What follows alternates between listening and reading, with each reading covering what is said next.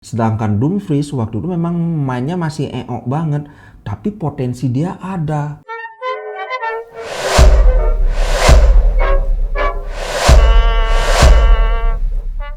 Halo Sobat Ngoming, aduh, lega Pak, terus terang, walaupun ada yang nyelekit tapi lega, karena walaupun lumayan bersusah payah tapi tetap menang 1-0, menang 5-0, itu nilainya 3 poin sama. Jadi kalau mungkin ada di antara kalian yang agak kecewa, tenang, lihat positifnya, yaitu 3 poin. Kita sekarang selisih 4 poin dengan Milan, dan kalau sama Napoli aku lupa sekarang selisih berapa. Kalau nggak salah Napoli poinnya 39 ya, karena dia kalah. Gila, Napoli kalah lawan Spezia. Ini benar-benar tidak disangka emang. Sering Serie A ini gitu loh, kayak aduh, Napoli kalah lawan Inter, tahu-tahu Napoli menang lawan Milan. Aduh, memang Serie A ini seru dan tidak bisa diduga hasilnya. Tapi tetap yang paling penting Inter menang. Kalau sebelum membahas pertandingan tadi pagi, kita lihat dulu standingnya. Inter peringkat 1, poin 46, 49 gol. Coba tambah 1 gol lagi kan genap 50 Pak. Kebobolan cuma 15, sedangkan Napoli kebobolan 14. Jadi kita selisih 1 gol aja kebobolan dengan Napoli. Aku pinginnya biar di akhir musim itu kita jadi tim yang paling banyak ngegolin, juga paling sedikit kebobolan. Keren nggak tuh kalau begitu? Aduh. Oke, sekarang mari kita bahas yang kemarin. Di awal permainan sebenarnya kita sudah mendominasi ya seperti yang biasa. Tapi, waduh, terasa banget Barella nggak ada itu loh. Seperti yang aku bilang, ini adalah ujian gimana kita bisa main tanpa Barella sedari awal. Dan ternyata terasa banget. Vidal sebenarnya nggak jelek mainnya, tapi aduh, dibandingkan dengan Barella itu sering sekali ada posisi di mana kalau kalian nonton, ada nggak ngerasa, aduh bolanya di sana biasanya ada Barella di sana, tapi nggak ada. Beda banget. Apa ya, approach-nya dia terhadap game itu beda banget. Kayak kemarin tuh ada beberapa kali aku lihat Calhanoglu di kiri, si Vidal di kiri juga. Terus yang di kanan siapa? Ini memang sih kalau pas Barella sama Calhanoglu juga mereka sering switch kan. Kalau di formasi awal kan selalu Barella di kanan, Calhanoglu di kiri. Tapi mereka memang sering switch kiri kanan.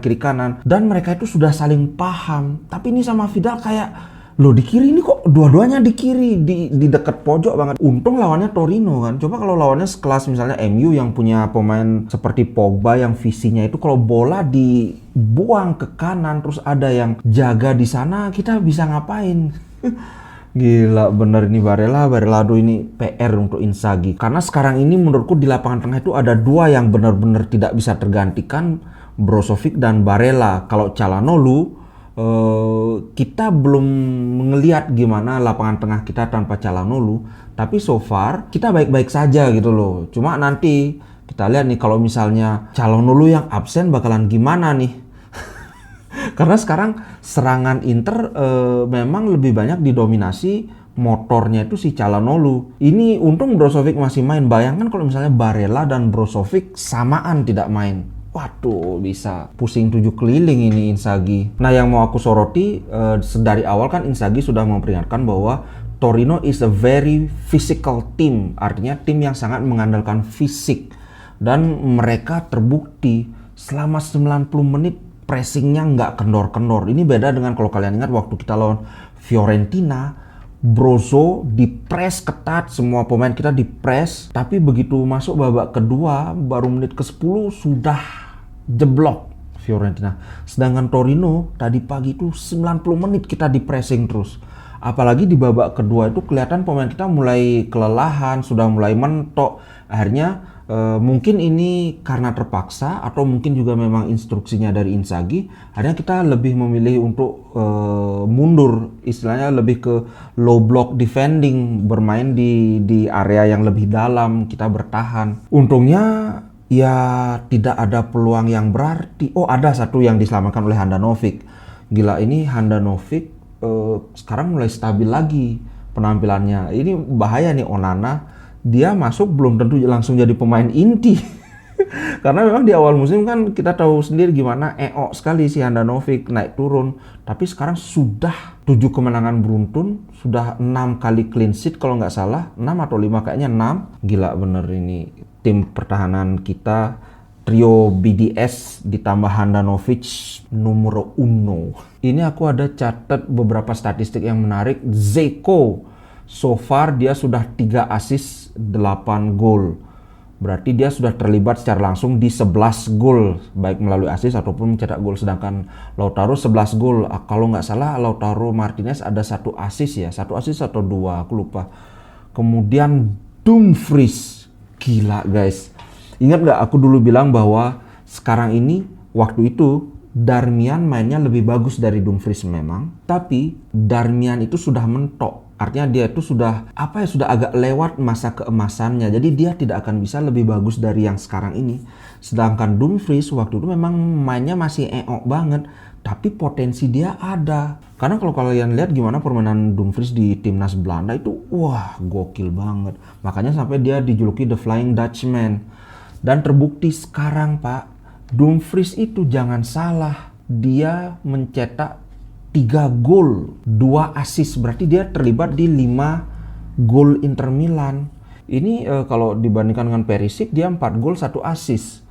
Jadi sudah menyamai Perisic. Dulu tuh bintang sayap kita itu kan Perisic kan, tapi sekarang Dumfries pencapaiannya dengan Perisic sudah sama Pak. Wih gila, ini baru pertengahan musim, baru musim pertama. Walaupun belum segacor Hakimi, siapa tahu kan. Oh ya, ini ada komentar yang menarik dari Inzaghi. Oke, dia bilang gini, "Now it is easy for everyone to say that Inter are a juggernaut and the favorites for the title. But I remember that in July that's not what people were saying." Jadi dia intinya ngomong, sekarang gampang orang bilang, wah Inter itu hebat banget, sangat menakutkan, favorit juara. Tapi aku ingat bahwa di bulan Juli bukan itu yang orang-orang bilang. Ya orang-orang itu termasuk aku juga. Ya maklum kan, bayangkan 3 pilar kita hilang. Lukaku, Hakimi, Eriksen. Itu lini depan dan lini tengah. Tambah pelatih lagi. Siapa yang tidak pesimis coba? Tapi benar-benar luar biasa Inzaghi. Sebenarnya pencapaian Inzaghi ini semuanya baik di Liga Italia maupun di Liga Champions itu sudah melebihi pencapaiannya Conte.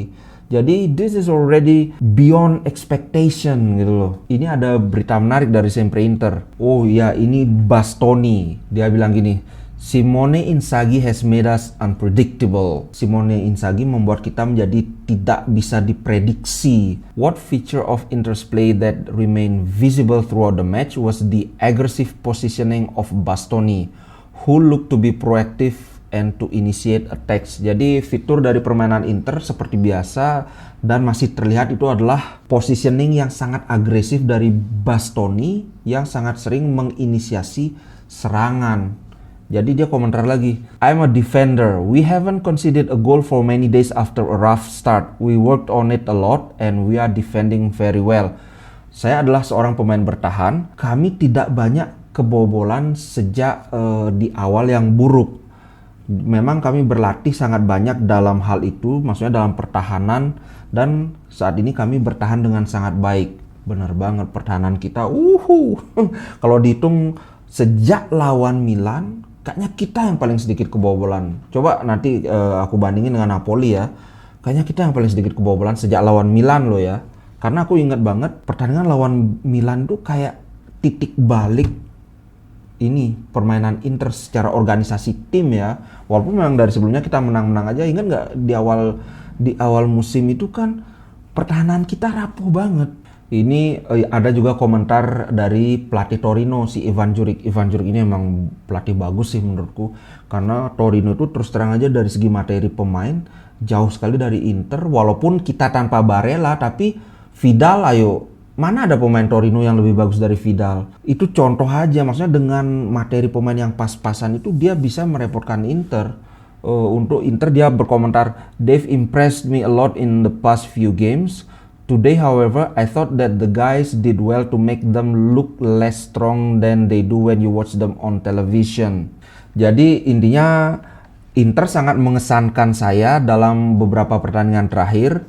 Tapi hari ini saya pikir anak buah saya, maksudnya timnya dia berhasil membuat mereka terlihat less strong. Jadi berhasil membuat mereka kelihatan lebih lemah daripada yang biasanya terlihat di televisi kayak gitu. Ya bener sih, memang tumben kan kita menang cuma 1-0, itu pun possession kita itu cuma berapa gitu, nggak sebanyak biasanya karena memang di pressing terus. Gila bener Torino ini.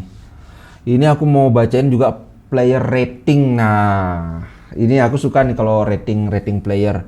Dari Handanovic nilainya 7. Wah, lumayan bener. Kemarin itu Handanovic menurutku bagus dari positioning dia, kemudian penyelamatan penting, cuma ada satu kali aja dia yang bengong gitu. Itu pun untung bolanya memang jauh sekali. Jadi kita agak beruntung akurasi tembakan pemain Torino itu nggak bagus dibandingkan Real Madrid. Ingat nggak ketika si Cruz dan si Asensio itu.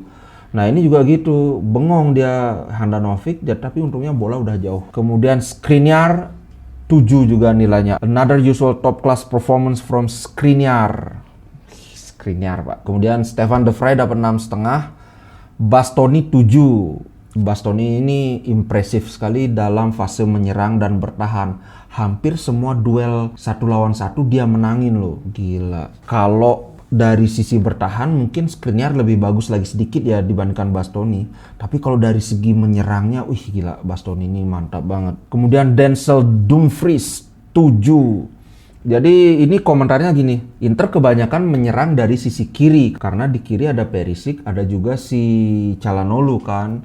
Tapi si Dumfries ini dia dengan cerdiknya itu sering sekali menusuk ke penalty box. Hampir sama persis waktu lawan Salernitana, gimana dia menusuk ke kotak penalti dan dapat bola. Bahkan itu harusnya dia 2 gol loh, karena ada ketika Bastoni bawa bola itu Dumfries sudah benar-benar tidak terkawal. Dia gimana ceritanya lepas dari pengawalan, tahu-tahu Bastoni nembak dan tembakannya jauh sekali melenceng. Coba itu dioper ke Dumfries, sudah 2 gol dia Pak. Wih gila, Dumfries top, Marco top. Kemudian Edin Dzeko bagus sekali, dia sangat terlibat dalam build up play, banyak sekali mundur seperti biasa, bahkan sering kayak dia tukar posisi dengan si Dumfries loh. Beberapa kali dia ada di area sayap kanan Inter.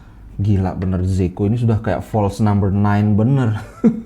Ini mainnya kayak ngingetin kita kayak si ini nggak sih, si Firmino. Kemudian Lautaro Martinez kemarin agak di bawah standar, tapi nggak jelek-jelek amat. Si Alexis Sanchez main, wah terus terang aja lebih bagus mainnya Alexis Sanchez. Itu udah hampir gol loh, pas dikasih umpan sama Sensi di terakhir. Waduh, kena tiang. Sayang banget Alexis. Oke, itu saja untuk konten kali ini. Sekali lagi, walaupun mungkin ada yang agak kecewa dengan permainan kita yang tidak sebaik biasanya, tapi yang paling penting 3 poin Pak. Ingat, menang 1-0 sama menang 10-0 itu poinnya sama-sama 3. Cuma tinggal sekarang PR kita gimana ke depannya main tanpa Barella ini. Oke guys, terima kasih yang udah nonton. Terima kasih sudah mau bersedia menghabiskan kuota kalian untuk dengerin saya cuap-cuap. Oke, sampai jumpa di konten ngomongin berikutnya. Ciao.